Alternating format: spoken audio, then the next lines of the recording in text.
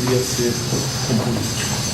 Depois, quando o Mário Covas me internou em INCOR pela primeira vez, se eu não estou enganado, em 1986, ele internou com infarto, algo do miocárdio, e naquele momento eu era o responsável pela parte de infecção do INCOR. Eu já era o responsável por isso. E eu sempre ia visitá-lo junto com o Giovanni Belotti, que era o cardiologista dele, ele e o Dr. Fulvio Pilante. Eu me lembro dele, que eu sempre que entrava, ele, na unidade do choque, que chamava, ele estava jogando baralho com a dona Lila. Né? Então eu conheci o Mário Covas lá para trás.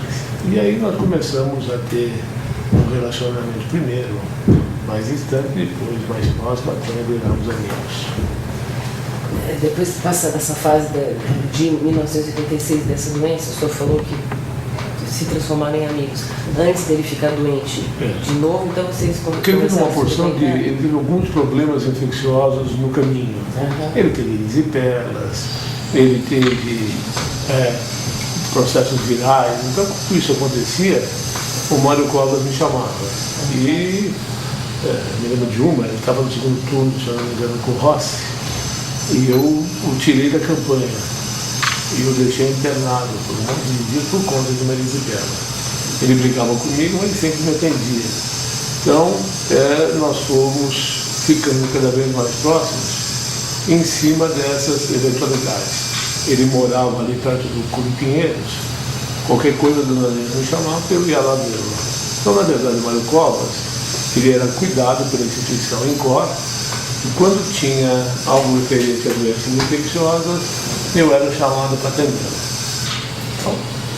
E o senhor essa amizade chegou a frequentar a casa dele? Nós frequentávamos, saímos juntos. Dia de regra, nós jantávamos juntos, a dona Lila, Mário Covas, eu e minha mulher. Nós sempre estávamos jantando juntos, tem até uma história interessante, porque ele nunca me deixava pagar a conta. E teve uma oportunidade que era o meu aniversário de casamento com a Tereza, e eu falei, bom, dessa vez eu convido. E nós fomos jantar no Fazenda. Aí nós jantamos, estava na hora de pagar a conta, veio o seu Vitório Fazenda, então eu falei, é uma honra receber aqui Mário Covas e vocês não vão pagar a conta.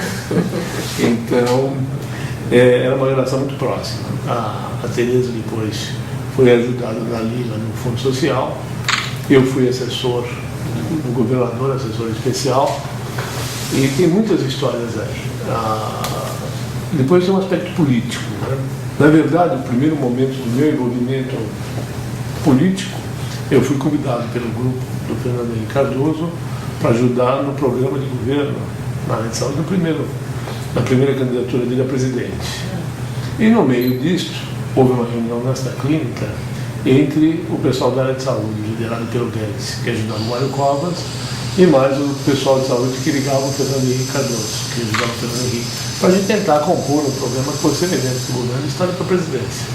Então aí também teve este envolvimento político, de projeto de governo, de toda essa história. Mas nessa eleição só ficou no grupo do Fernando Henrique. Que foi a minha primeira participação assim, de ajudar o PSDB em projetos de política. E o senhor falou que foi assessor? Assessor do pessoal do governo. Quando foi? Depois eu te dou a data exata, que eu tenho marcado, mas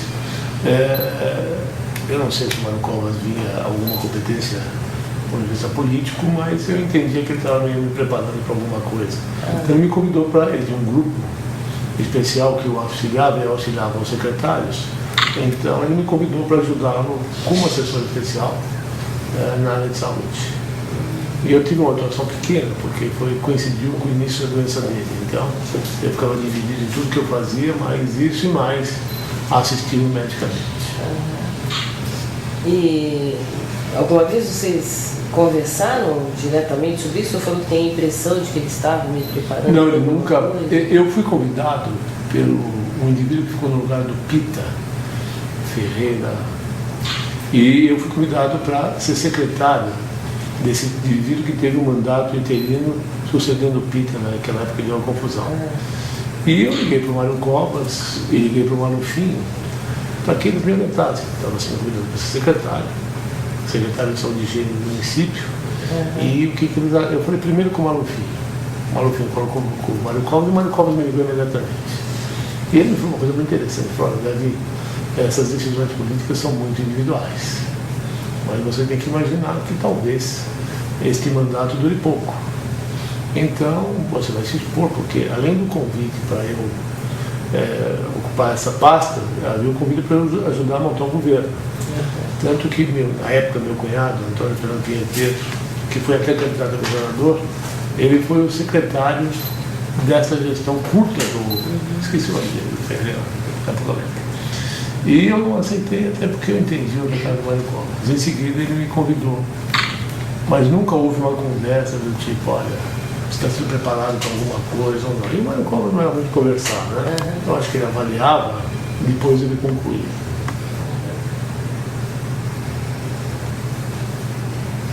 E esse trabalho como assessor, como é que era? O senhor ia no Palácio? Eu ia no Palácio uma vez por semana e tinha reunião com os assessores. E os assessores, curiosamente, ou eram ex-secretários ou o indivíduo que via era ser secretários. Por exemplo, o Flávio Fábio de Moraes, que era reitor da USP, ele acabou sendo secretário. Então tinha várias pessoas que caminharam depois na carreira política. Mas aí começou a doença do Mário Covas, eu me dediquei à doença e a ele e acabei evoluindo nessa área.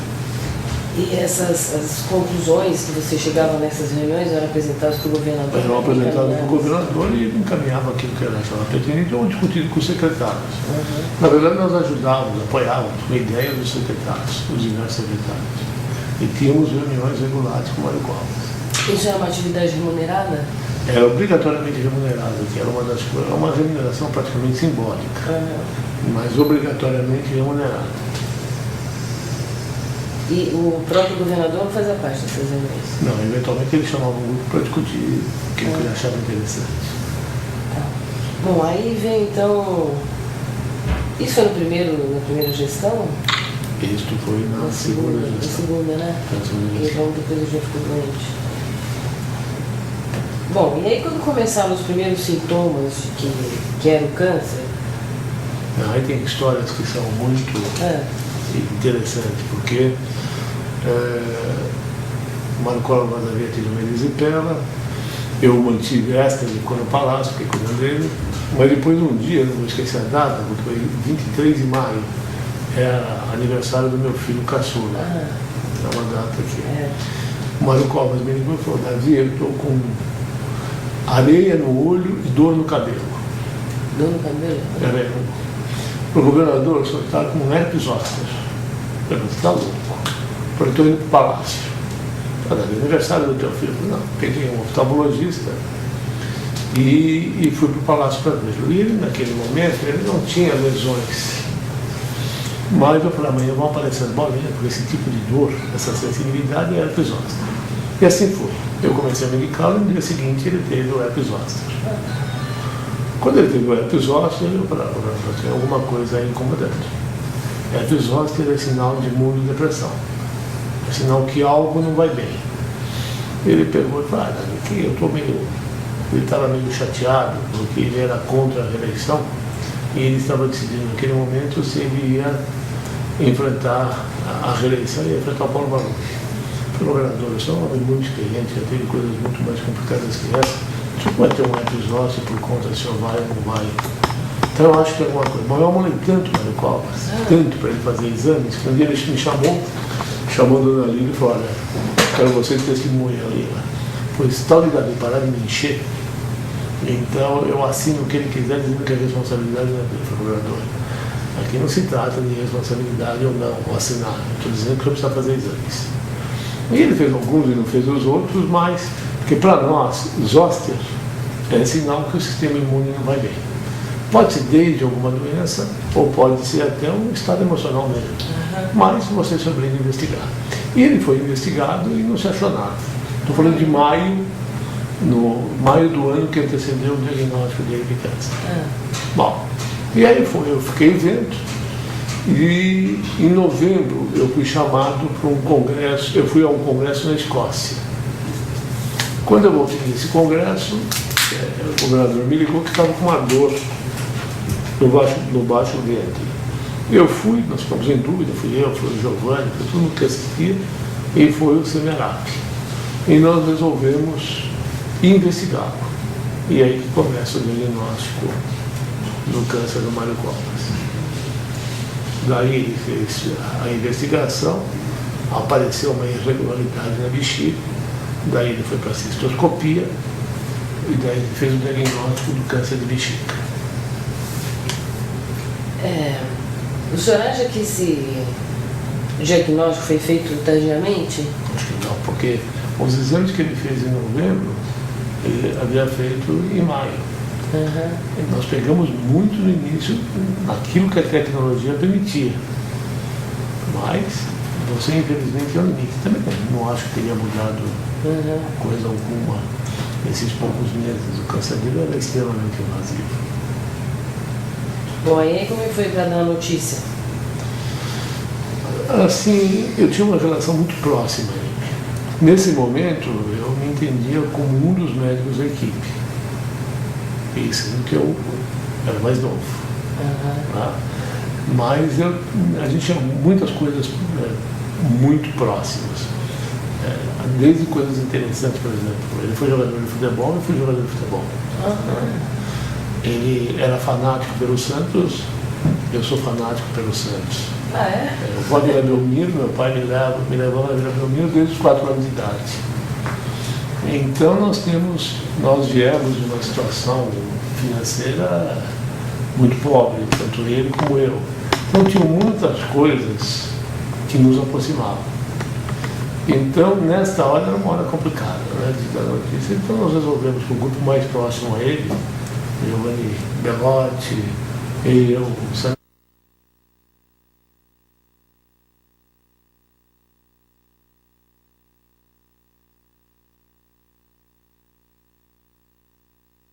e falamos para ele. E ele falou, tá bom, o que é preciso fazer? Vamos fazer. E assim foi feito. Ele passou a ser cuidado. A partir daquele momento, primeiro a cirurgia, depois quimioterapia e toda aquela coisa que foi extremamente.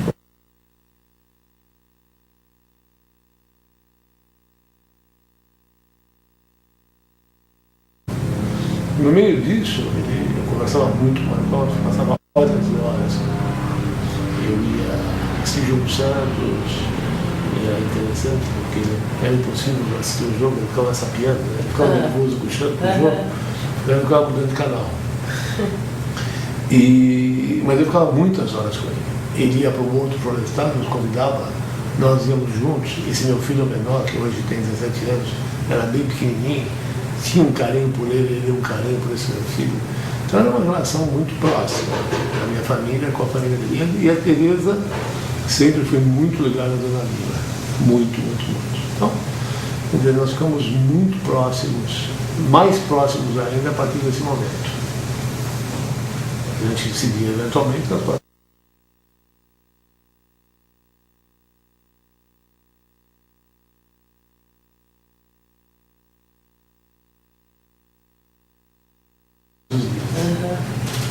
Bom, a partir então do diagnóstico, ele aceitou se submeter a todo o tratamento, tudo que o senhor falava? Ele se submeteu e tomou algumas decisões que eu acho que são assim, históricas. Primeiro que ele nos chamou e falou que nós devíamos lidar com a doença com toda a verdade. Que não escondesse nada nem dele, nem da família, nem do povo. Ele me dizia que como ele tinha um mandato que ele tinha conseguido pelos votos,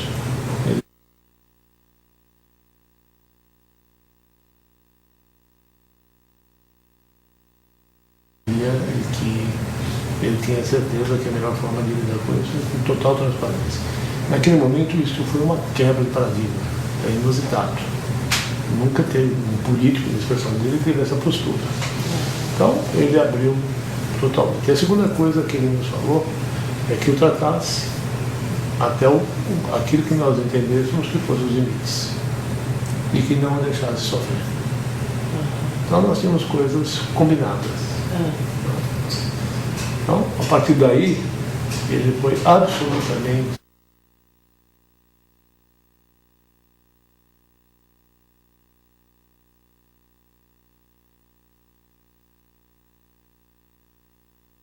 ele cumpriu aquilo que foi sugerido, que não foi pouco. Ele foi internado várias vezes, foi tratado várias vezes. E aí tem um monte de histórias que você até... onde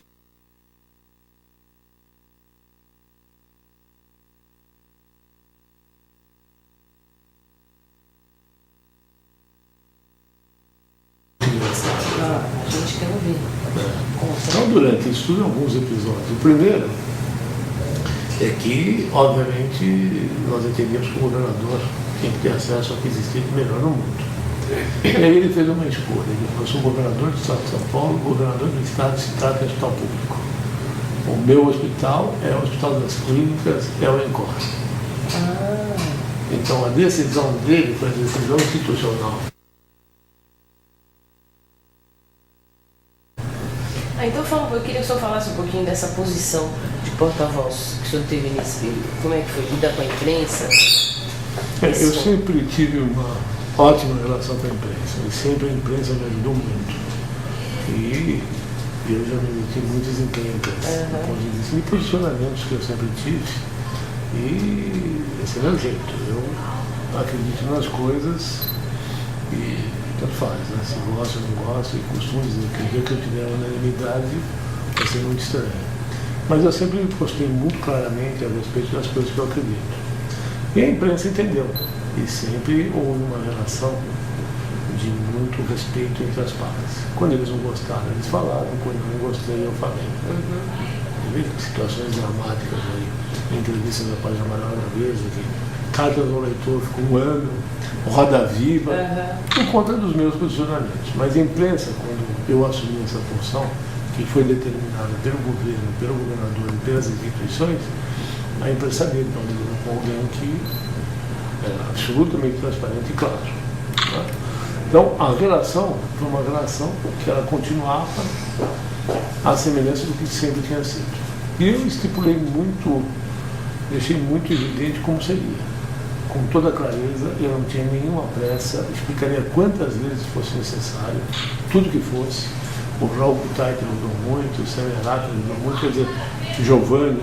Então, todos nós nos disponibilizamos o tempo inteiro, entendendo que a imprensa iria repercutir o que o povo queria saber.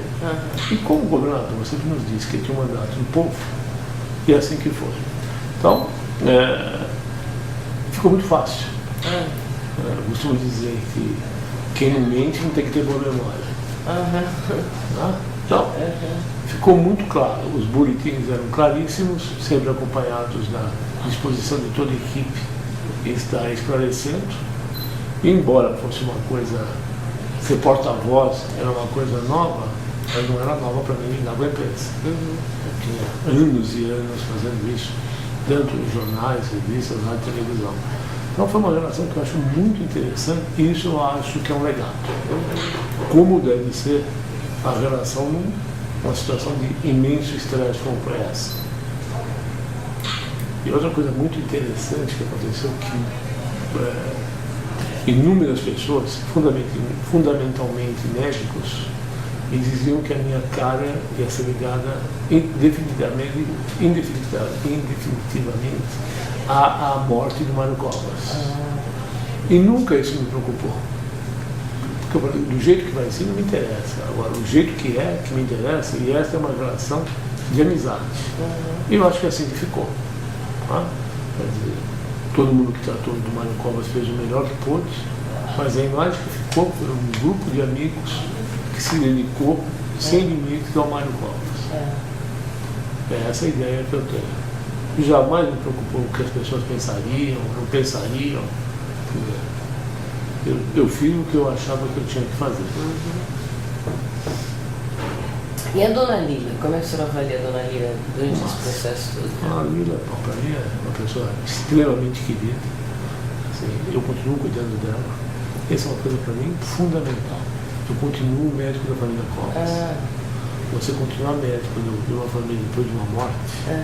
Eu continuo médico da família Covas, do Zuzinha, da mulher de Zuzinha, os filhos da Renata quando precisam, da dona Lila. Então eu sempre tive uma relação assim, muito afetiva, muito carinhosa com a dona Lila. E ela sempre foi muito clara em se colocar do ponto de vista de uma companheira inseparável do Mário Covas. Ele entrava no hospital, ela entrava junto. E nós, tanto ela, a Renata, como o Josinho, é uma família que eu tenho profunda admiração. E tiveram um comportamento tão elegante, num momento tão dramático, sempre. Claro, tinha os posicionamentos, às vezes não era tudo tão simples, era tudo muito complicado. Mas dentro das dificuldades, eu acho que tem uma relação. E não é difícil, né, quando você vê que está todo mundo torcendo a favor, que nem sempre ocorre. Né? Nem sempre ocorre. Ali todos estavam querendo o melhor para o Mário Covas. Todos. Então foi algo que foi uma experiência que o melhor exemplo é que nós continuamos muito próximos até hoje. Uma outra coisa que eu não posso deixar de falar é que quando ele morreu, a dona Lila me deu 2 presentes. Uma mala, que era a mala que ele usava para as pequenas viagens, e a caneta que ele usava para despachar na área residencial. Um cartão dela e o meu memorial da livre docência que eu tinha dado para ele. Ele falou, isso é uma coisa tão de você, tão tua e dele, que agora que ele morreu eu tenho que ficar com você. Então ela me deu a mala, o meu memorial e a caneta Montblanc. E um cartão muito bonito. Bom, eu só tinha falado quando a gente tinha parado sobre o Geraldo Alckmin, né? Você pode repetir agora? O Geraldo Alckmin, durante toda a doença do Mário Covas, se comportou com uma dignidade ímpar. Ele foi decente, ele foi extremamente reservado e ele sofreu com a doença do Mário Covas como nós sofremos.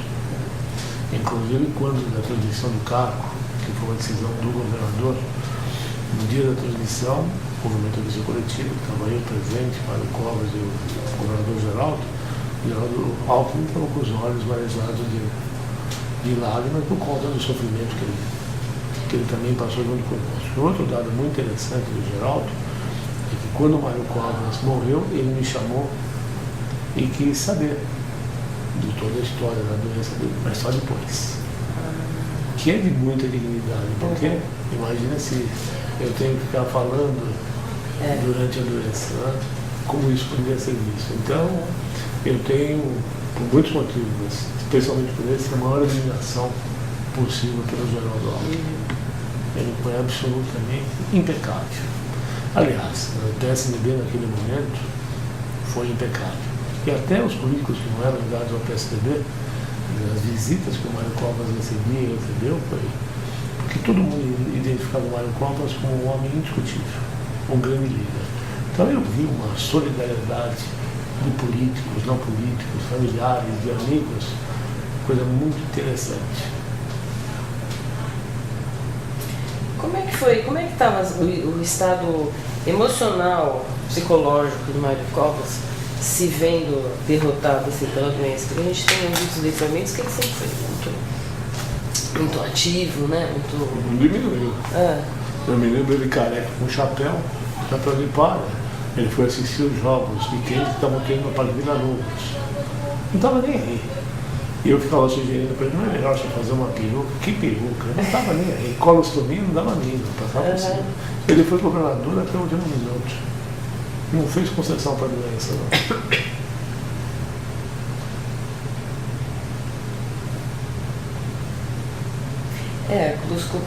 Colostomia é uma coisa complicada, né? Muito complicada. Ele tinha colostomia e ileostomia.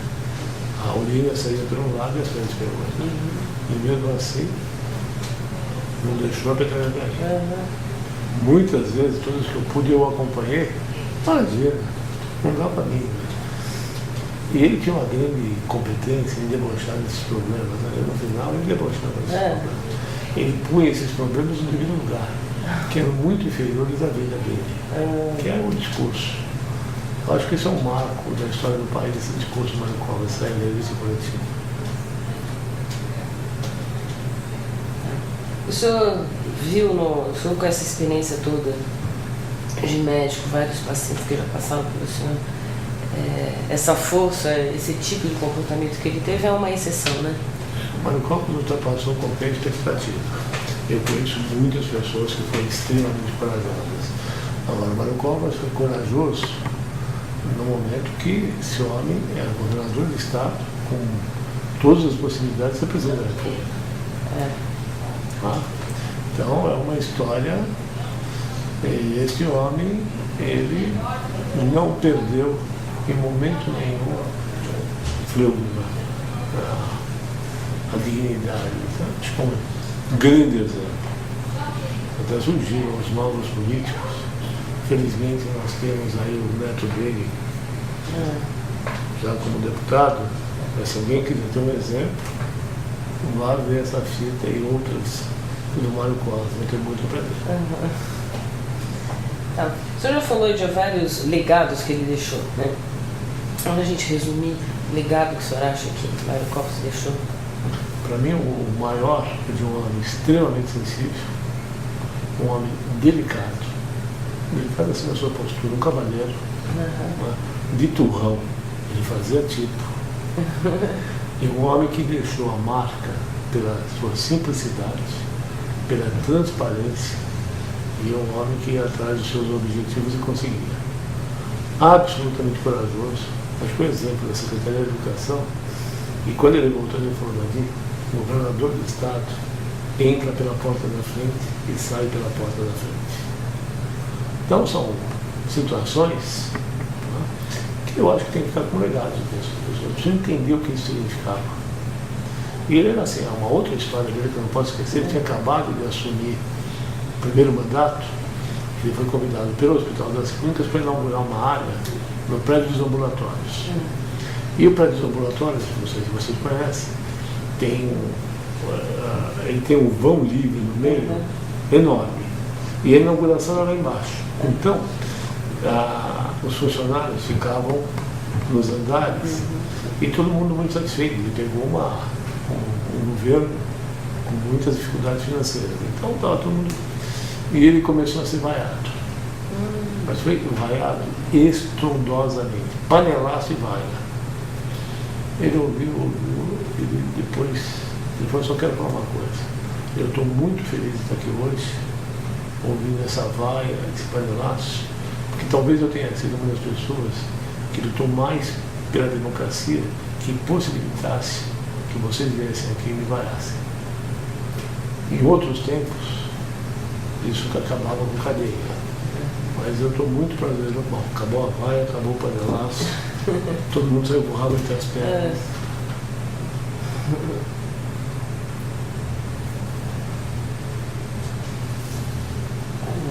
É alguma coisa que você quer acrescentar? Não, acho que está bem. Tem vários aspectos aí interessantes. Tá bom, obrigada então. Com prazer. Depois eu vou lá.